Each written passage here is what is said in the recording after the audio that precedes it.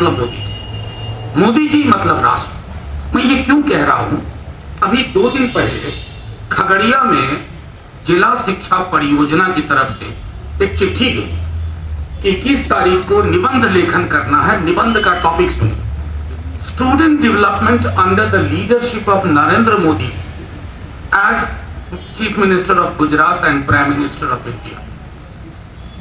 अभी तक हम लोगों ने सुना था कि मृत महापुरुषों पर अब इनको भरोसा नहीं है कि जाने के बाद कोई लिखवाएगा कि नहीं लिखवाएगा, तो जीते जी लिखवा है। Anyway, I'll just flag, most of my colleagues have spoken about couple of things. जैसे नमिता जी ने भी कहा, if you carefully listen to the ad of mutual fund, तो जब आपको बेनिफिट्स बताए जाते हैं तो रुक रुक के बताया जाता है, और अचानक से बहुत तेज आवाज हो जाती है जब आप सुन नहीं सकते, जिसमें रिस्क की बात होती है। ये जो 65 पेज का डॉक्यूमेंट है ना, ये म्यूचुअल फंड का डिस्क्लेमर वाला डॉक्यूमेंट है, वो रिस्क ज्यादा है। अब मेरे कई सारे टर्म्स एंड कंडीशंस अप्लाई जो जिसमें कहते हैं, और अक्सर वो टर्म्स एंड कंडीशंस कंज्यूमर के खिलाफ ही होता है। मेरे मित्र रतन ने मुझसे कहा कि संसद में, तो मैं मुगालते दूर कर दूं, संसद एक ऐसी चीज है जो महज इमारत, और पुरानी वाले में चूंकि आत्मा भटक रही है पुराने लोगों की, तो हमारे प्रधानमंत्री जी ने कहा कि भटकती आत्माओं के बीच नहीं रहना है, नई इमारत बना रहे हैं संसद की। मैं ये इसलिए कह रहा हूं कि संसद पे भरोसा मत कीजिए। किसानों ने संसद पे भरोसा नहीं किया। मैं संसद में उस दिन था और मैंने कहा था ऑन रिकॉर्ड कि सभी दलों को चाहिए कि विप, दलीय विप को चुके। किसानों ने विप जारी किया, नहीं सुनी। मैंने इतना, मुझे भी भरोसा नहीं था, लेकिन मैंने कहा था एक दिन आपको ये वापस लेना होगा। मैंने सोचा था कि हम लोग होंगे ना होंगे तब वापस होगा, होते ही हो गया वापस, रहते ही। मैं ये इसलिए कह रहा हूं, मेरा 3 अनुभव है।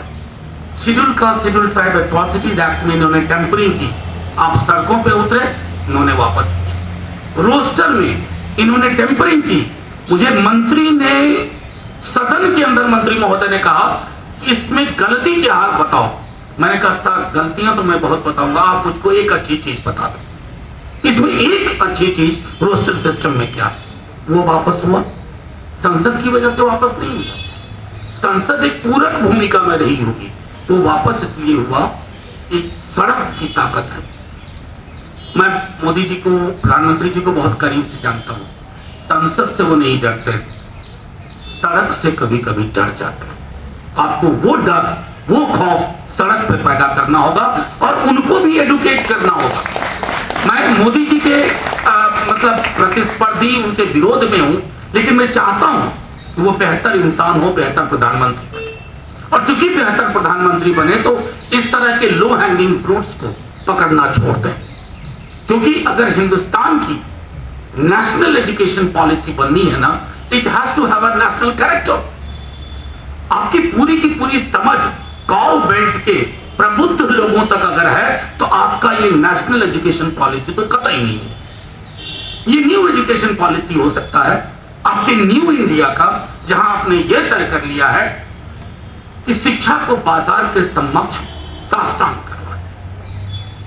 और मैं ये देख सकता हूं, टेलीकॉम में हमने ये देखा है, हम सब याद करें टेलीकॉम में क्या हुआ। आपको उसी तरह की व्यवस्था, अभी आपका 12th का एग्जाम हुआ नहीं, तो जैसे जियो का कॉल आता था आपके लिए 4 GB फ्री में मिलेगा, आपको इसी तरह के कॉल आएंगे कि साहब ऐसा है ना कि हॉस्टल में एक पर्दा एक लगा के देंगे आपको अलग से, उसका आपको चार्ज नहीं देना पड़ेगा।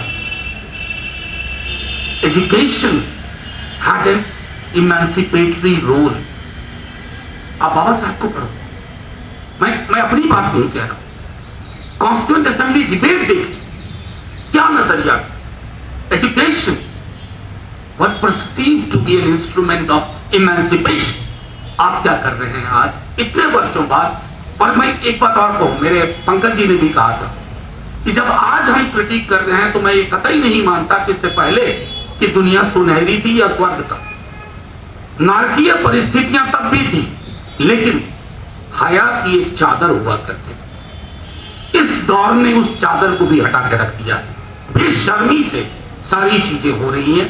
और ये मैं समझता हूं इस पूरे पैनल में जितने हम लोग बैठे हैं, हमको 2 मिनट पहले बता दीजिएगा, 2 मिनट पहले हम सब पब्लिक फंडेड एजुकेशन सिस्टम से आए। मैं कल्पना नहीं, मैं जिला स्कूल सहरसा से पढ़ा। मैं समझता हूं कि आप में से भी कई लोग उसी तरह के विद्यालयों से आएंगे। वो ढांचा खत्म हो रहा है, हायर एजुकेशन में वो ढांचा खत्म हो रहा है। आपके सामने विकल्प के रूप में दिल्ली यूनिवर्सिटी होगी भी नहीं, क्योंकि देखिए जैसा कहा ना रतन ने कि खत्म करने के बहुत तरीके हैं, स्लो पॉइजन सबसे बढ़िया तरीका है। आप किसी, वो कहते हैं ना, give a bad name to a dog and then kill him. JNU के साथ क्या किया? आप नंबर 1 आ रही हैं, बहुत मुबारक, लेकिन आप बिहार, उत्तर प्रदेश के दूर दराज के इलाके में जाइए। मुझे कई दफा लोग कहते हैं सर बाकी सब तो ठीक है, लेकिन जेएनयू के पक्ष में काहे खड़े हो जाते हैं। डेमोनाइजेशन बहुत तरीका है, डेमोनाइज करो, डिनाइग्रेट करो। ये इन तरीकों के माध्यम से इसको विकल्प के रूप में ही खत्म कर दो। अब एक दो छोटी चीजें कह करके मेरे कई साथियों ने कहा इक्वालिटी, फ्रीडम। मेरा मानना है कि कोठारी कमीशन जब आया, हालांकि उस पर भी हमने कोई काम नहीं किया, इसलिए मैं कहता हूं कि अतीत में सारी चीजें अच्छी हो रही थी, ये भी नहीं, लेकिन हाँ एक क्रिटिकल नजरिए के लिए स्पेस था और उस स्पेस को देशद्रोह की संज्ञा नहीं दी जाती थी।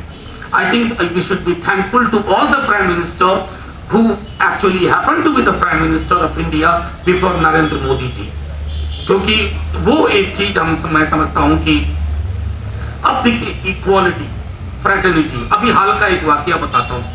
आप लोग कहते हैं ना संसद अद्भुत चीज है, संसद यहाँ चुपके से, और मोदी जी की पार्टी ये वाटर टेस्टिंग का काम करती है। एक फ्राइडे को हम बैठे हुए थे, तकरीबन 25-30 लोग ही होंगे। एक बिल अचानक से इंट्रोड्यूस होता है प्रियम्बल में अमेंडमेंट का। तो मेरे कान खड़े हुए। बचपन से तो प्रियम्बल हम लोगों के लिए गीता बाइबल कुरान है, हालांकि मेरा उन तीनों किताबों से कोई बहुत वास्ता नहीं है, फिर भी कहने को गीता बाइबल कुरान है। मुझे लगा प्रियम्बल, तो वो साहब जो बोल रहे थे, मैंने कान में वो लगाया जिसमें बढ़िया ट्रांसलेशन होता है। मैंने कान में लगाया, देखा कि तो इक्वालिटी भी हटा रहे हैं, फ्रेटर्निटी भी हटा रहे हैं, और सोशलिज्म से तो खैर दुश्मनी ही है। फिर मैंने ऑब्जेक्शन लिया, काफी हीटेड आर्ग्यूमेंट हुए, finally it has been resolved. But my worry is these are the moments when the regime tests it. It's a test document for us. ये डॉक्यूमेंट आपके बीच में डाल करके, ये आपका फार्म बिल है। अगर आप और हम किसानों की तरह इकट्ठा नहीं हुए, तो जैसे किसान अपने खेत के लिए परेशान थे, हमारी खेत क्या है? Knowledge, knowledge dissemination, knowledge production, और ये गिव एंड टेक है। मैं अपने स्टूडेंट से, अगर आज मैंने जितना मैंने अपने पॉलिटिकल पार्टी में नहीं सीखा होगा, पॉलिटिकल कॉमरेड से नहीं सीखा होगा, उतना मैंने अपने स्टूडेंट से सीखा, क्योंकि they challenged me on very many things. और आज क्या है, मैं सामने सामने जो जैसा बता रही थी मौसमी जी, छोटा छोटा दिखता है, कोई सब बंद करके ही बैठे रहते हैं। अब यहाँ शिक्षा तो आईबॉल टू आईबॉल का काम है। मुझे आंख से पता चलता था कि उसे पसंद नहीं आ रहा है या पसंद आ रहा है। मुझे आंख से लगता था कि इसके जहन में कोई सवाल है, ये पूछना नहीं चाहता है, ये पूछना नहीं चाहती है। You have taken away all that, and I don't think Corona alone is responsible, because everything else is running so well, but you are not reopening colleges, universities. You know why?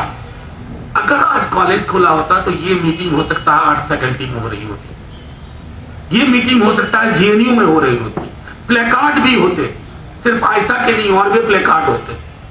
ये असल में डरपोक लोग हैं, इनके डर का फायदा उठाइए। असल में हम क्या हो जाता है, इनसे डर जाते हैं। 1 सेडिशन का केस, 2 सेडिशन का केस, अरे यहाँ तो बिना चुटकुला सुनाए सेडिशन का केस हो रहा है, तो कम से कम चुटकुला सुनाइए इनको, तब जाकर के कुछ निकलेगा।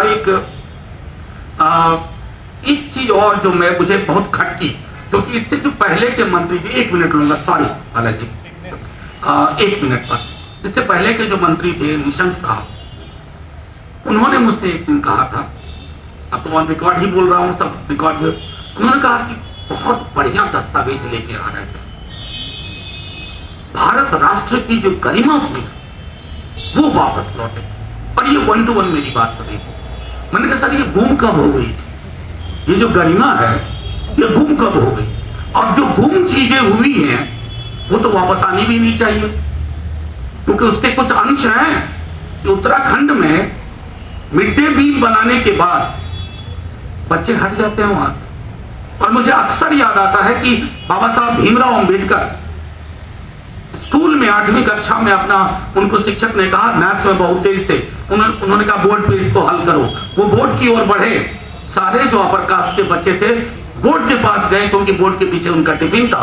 लगा कि भीम यहां खड़ा होगा तो सारा खाना पोल्यूट हो जाएगा। वही व्यवस्था है आज। तो उस व्यवस्था को तोड़ने के लिए इसमें प्रावधान नहीं है। एक मिथकीय अतीत का गौरव गान है, और मिथकीय अतीत के गौरव गान से कोई देश महान नहीं बनता। वैसे ही बड़ी मंदिर, चौड़ी मस्जिद, विशाल गुरुद्वारे से भी कोई देश महान नहीं बनता। देश महान तब होता है जब आप नेशनल डिस्कोर्स की इज्जत करते हैं, आप अलाउ करते हैं रीजनिंग को, आपने अनरीजन को रीजन के ऊपर बिठा दिया है। और ये पूरा दस्तावेज रीजन की कैजुअलिटी का दस्तावेज है। इससे ज्यादा एक कन्वेंशन रख लेना बालाजी, बहुत सारी चीजें हैं। जिंदाबाद साथियों।